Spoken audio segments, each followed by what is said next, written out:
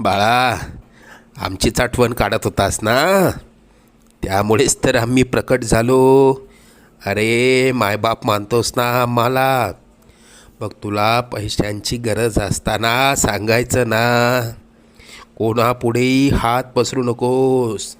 लोक 2-4 हजारांची मदत करतीलही, पण तुझ्या मागे सर्वांना तुझी मजबुरी हसत सांगतील.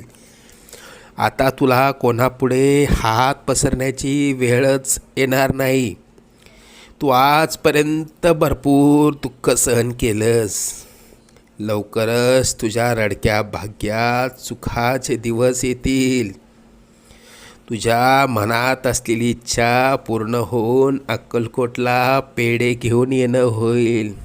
येशील ना आम्हाला भेटायला अक्कलकोटला? सगळं मनात